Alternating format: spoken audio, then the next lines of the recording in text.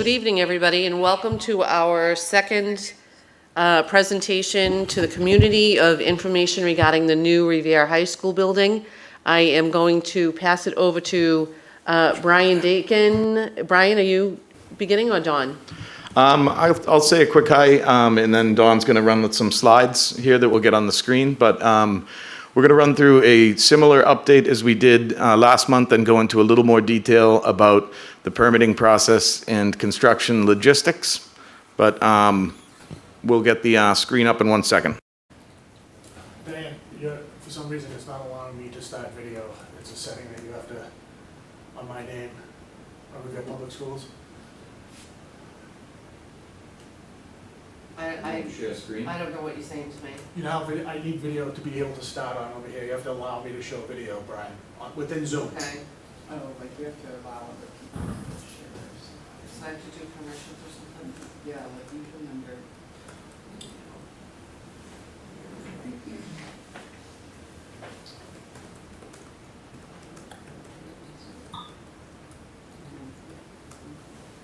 I think that allows other people to be able to share. Do you want to try that?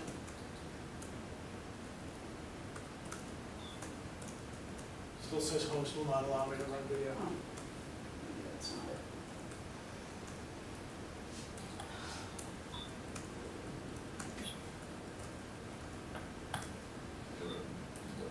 I think, Brian, if you,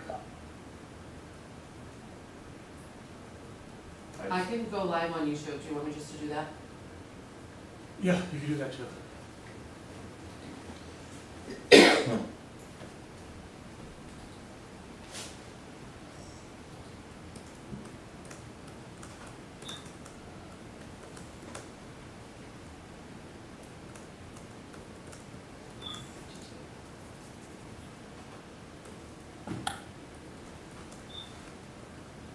We should be good to go. So you just want me to share? You're not going to? Yep. Okay.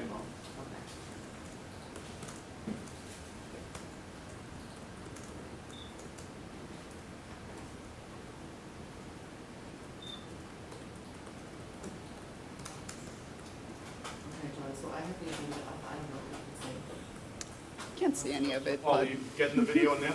Yep, I finally got it. Okay. amazing. That is amazing. Thank you. Hello, everyone.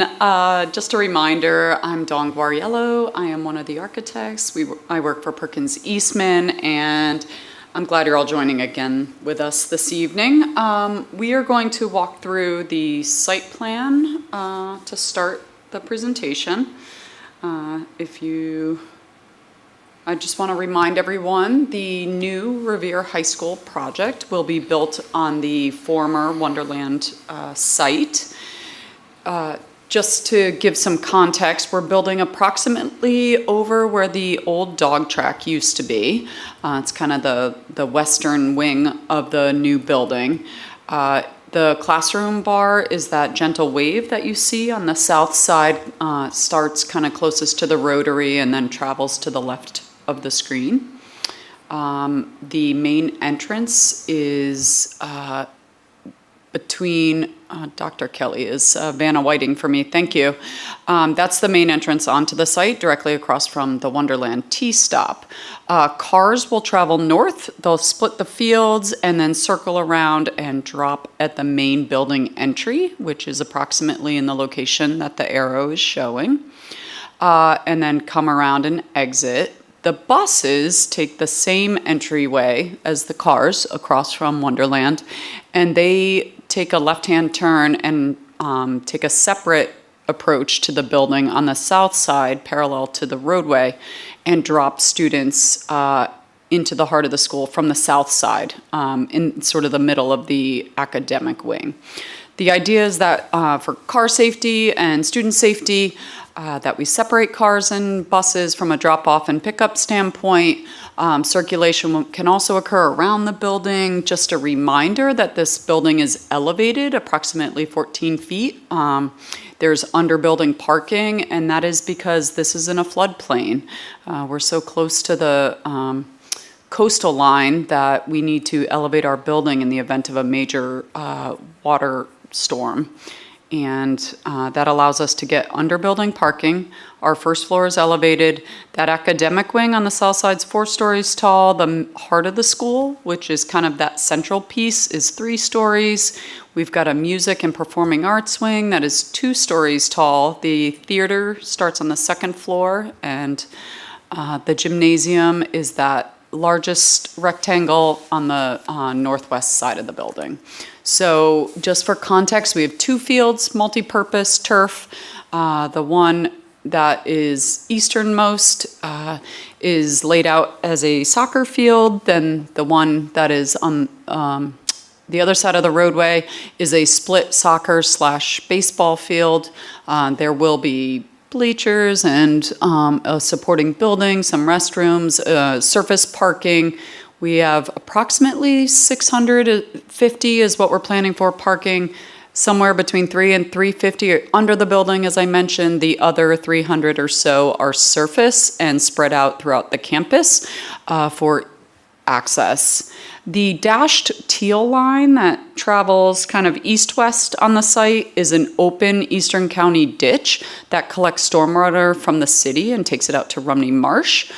We are not planning to develop that. To the north of it, we will replicate some wetlands that currently exist on the inside of the old dog track, and that will be an opportunity for outdoor learning, science projects, and ability for students to really use the campus as a learning opportunity. There will be kind of a connection to Dunn Road, but that's really by gated access only. And then there's 5 tennis on the far west side of the campus. So with that, I can get into the building plans, but you can see on the right-hand side, there's a few precedent images of some of the natural resources here in Revere that we are hoping to provide and give a natural look and feel to the overall campus with this project.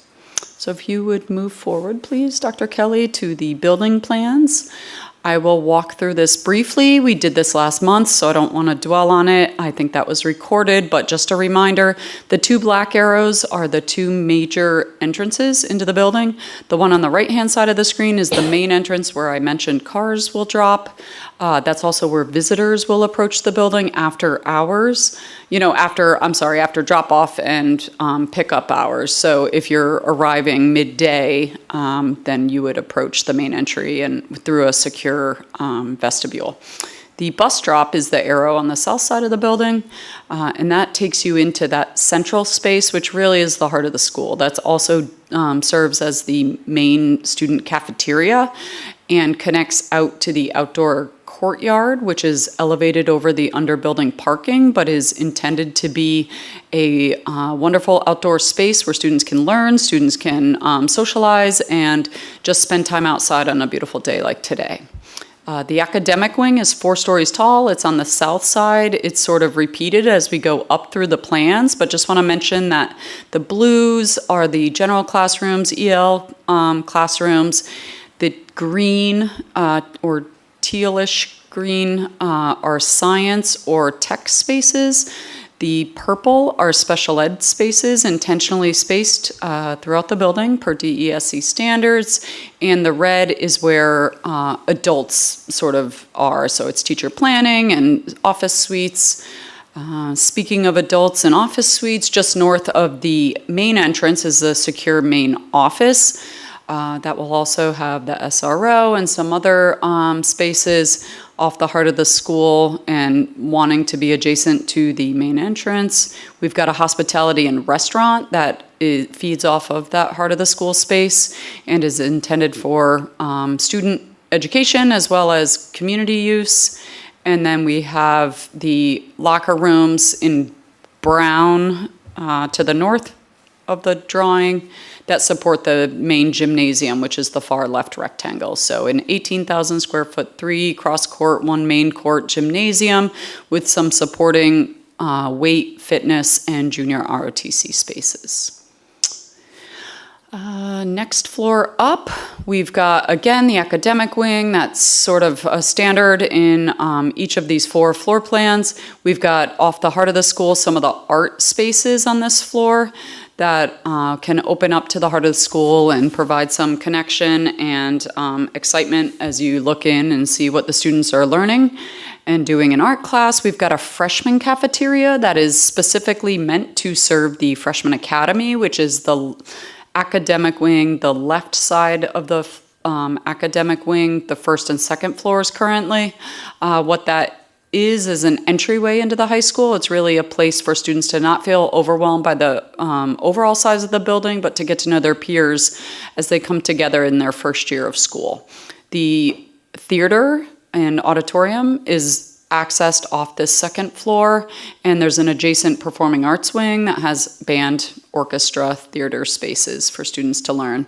And then around the gym, we have a walking track, which is intended to support the physical education program, but also just serve for students and staff who want to get their steps in. And off of that walking track, there's some junior ROTC classrooms, some health classrooms, and some tech spaces, digital art and video production. If we go up one more floor, to the third floor, we have, again, off the heart of the school, a lot of the media center spaces. So we have a main media center that has the stacks and places for students to sit and research and classes to come. But we also have career center, internship, STEM writing centers that support student writing and tutoring programs that exist currently at the school. Those are spread out around the heart of the school and are intended to be sort of an extension of the Learning Commons or the media center, as we call it. If we go up one more floor, there is a 2-story to that main media center on the south side. That's really a beautiful daylit space facing south and facing the Rotary and perhaps through the buildings to Revere Beach, a couple blocks away. And this is the highest floor. It's the only part of the building that's 4 stories tall. If you want to go to the next, this is the underbuilding parking layout, but it's just worth noting. Like I said, there's approximately 350 spots on this level. Reminder about the exterior materials, and hello, come on in. The exterior materials that we plan on using, very durable materials intended for use in this salty, arid environment. We took inspiration from Revere Beach and the natural resources again here. We've got stone, we've got brick that looks and feels a little bit like beach sand. We've got some driftwood, some wood accents, and then the glazing intended to look and feel blue tones of the sea glass you might find along the beach. And if you go to the next slide, that actually are real samples of the actual materials that we plan on using, and you can start to imagine it with some of the renderings that we've done. So if we move forward into the exterior studies, first we've got massing studies. Again, you can sort of tell where you are by the academic wing, that 4-story tallest piece of the building. That is where most of the learning will occur in this building. The main entrance is that biggest rendering. There's an arrow. Perfect. Thank you. That is the main entry. You can see the performing arts wing sort of splays off to the right-hand side of that. The auditorium's behind it. The heart of the school is directly behind the main entry. And then you can see the courtyard that is flanked between the academic wing and the gymnasium. And the views on the left are just other sides of the building. From there, we'll show some quick exterior precedents, look and feel of the exterior with the light brick and some of the glazing and varying window widths and solids and voids, a little bit of wood as you move through some of these renderings. And these have even changed since we put this presentation together. We're getting feedback and making adjustments, but if you want to click through these, Dr. Kelly, I can just speak to. This has been updated, but hasn't been shown to the building committee quite yet. So we're not ready to roll the new ones out, but this is the main entry. You can see this is the courtyard with the gym on the left and the academic wing on the right. You can see the heart of the school sort of in the center of the screen.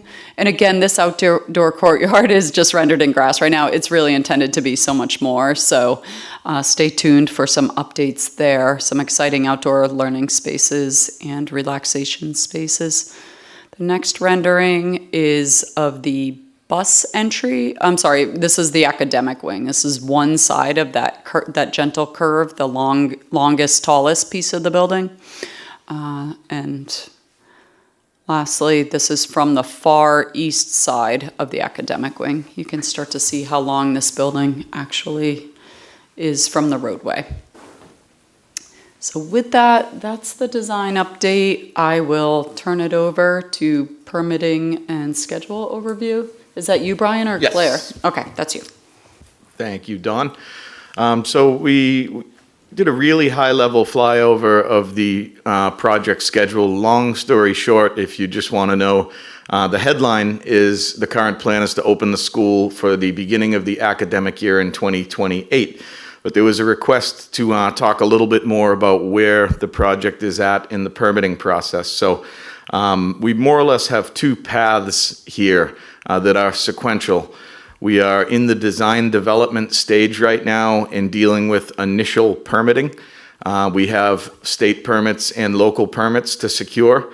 The design development phase will last through January, February of next year. And we will be through the Massachusetts Environmental Protection Act permitting, the first step that's called the ENF. We are well into the ENF submission and response time now. And I want to point out that what's down at the bottom of the screen, and this presentation will be on the website.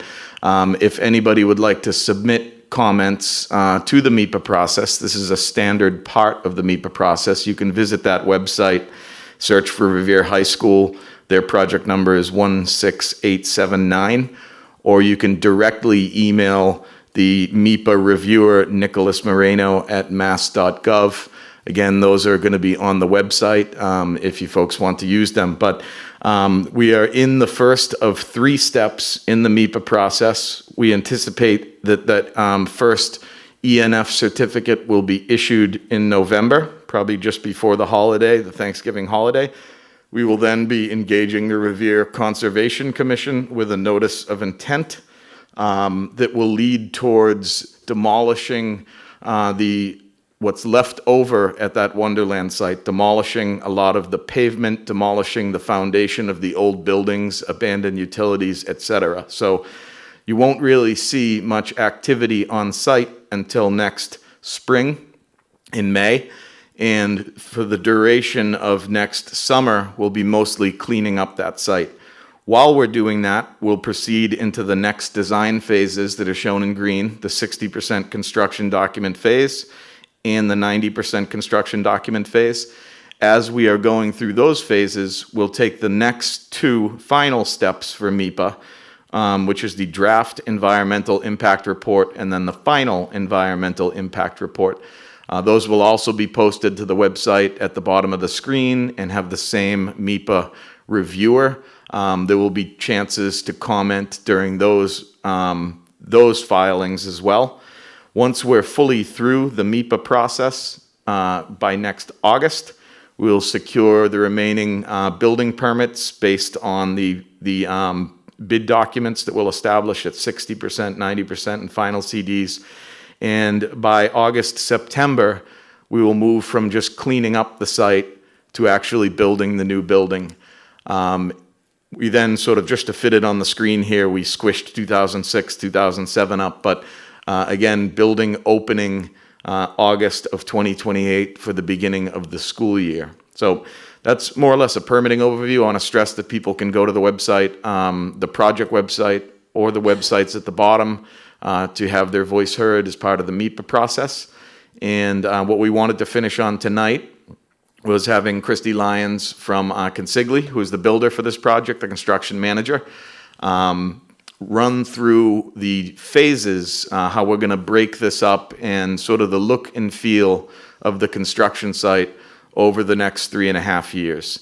So I'll turn it over to Christy now, who will start with a description of the next summer site cleanup and demolition phase. Great. Good evening, everyone. Thank you. If we could jump to slide number 25, please.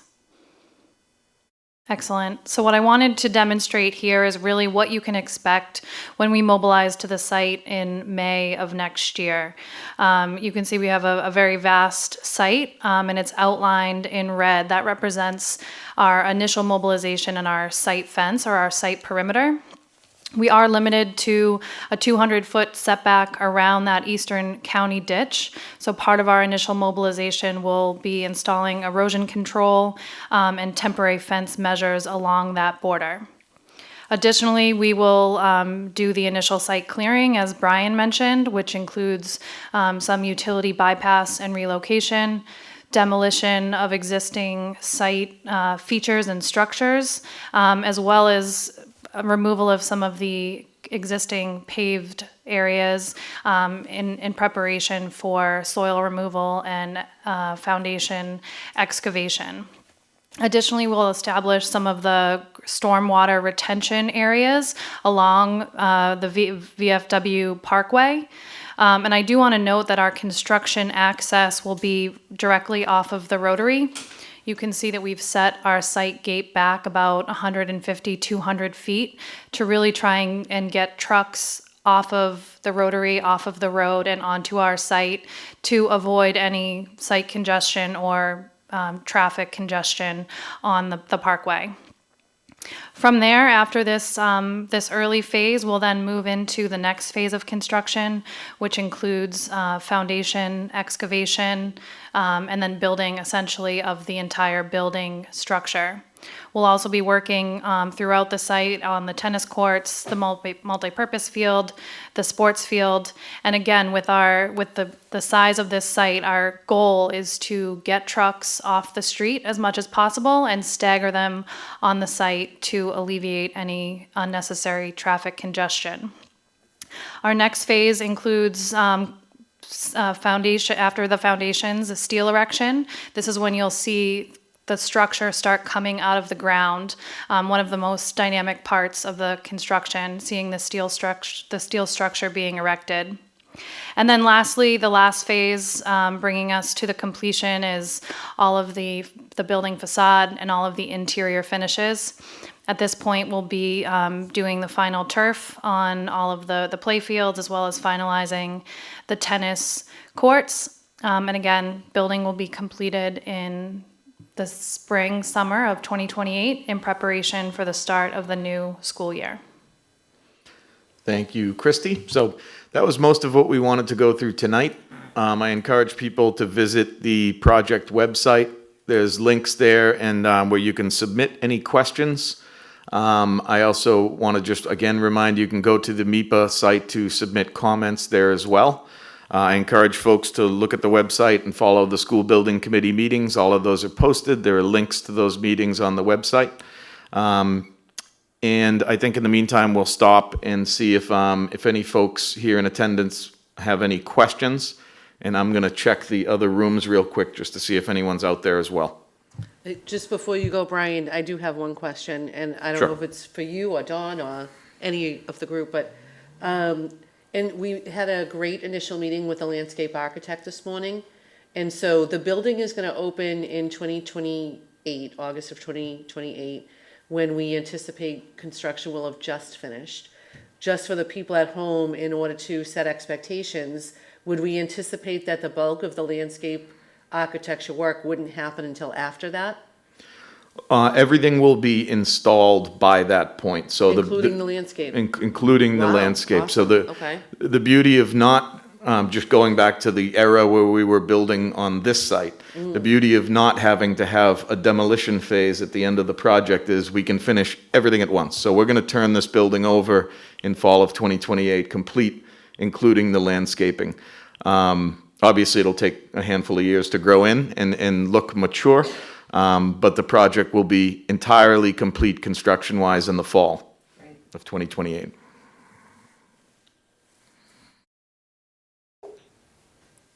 Any questions in this room here before I just check the other ones quick? Sure. I do have a question. My question is just, I know I came late, but my question is regarding the traffic in that rotary.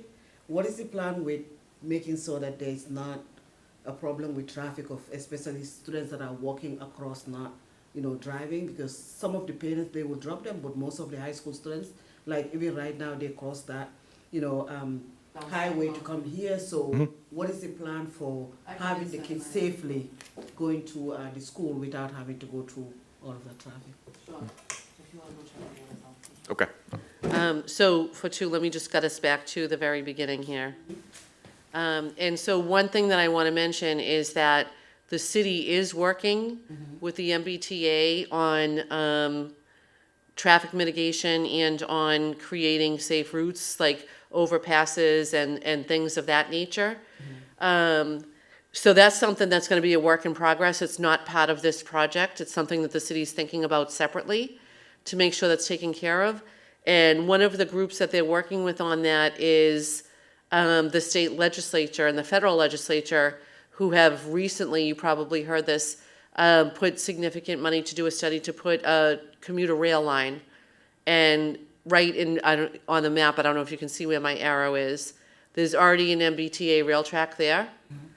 And so the idea is to put a commuter rail station back here, probably somewhere over in this area, and then create walk path bridges that would take you all the way over to Wonderland, which would help with getting kids who are walking to school safely. In terms of the traffic mitigation, this is the main entrance to the high school facility. Buses would come all the way in here.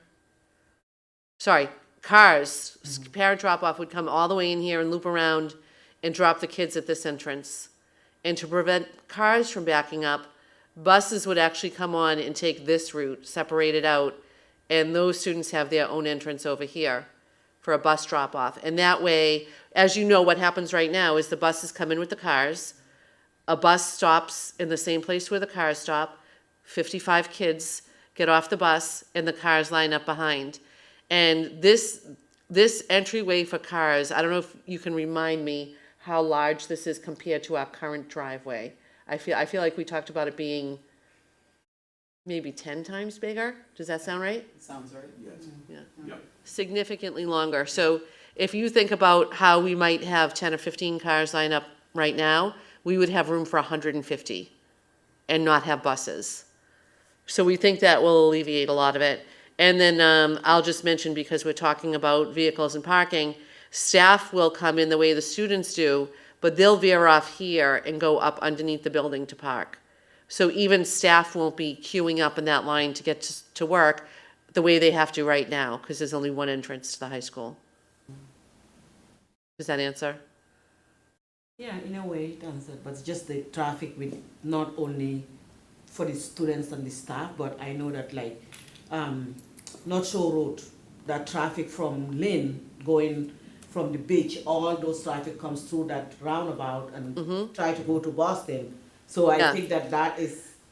Yeah, and that will still exist. Yeah. And that's why our intention is to control what we can.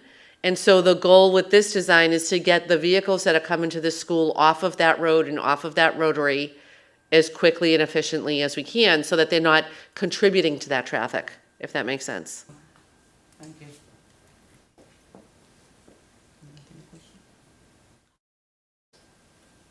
All good? Yeah, no other questions.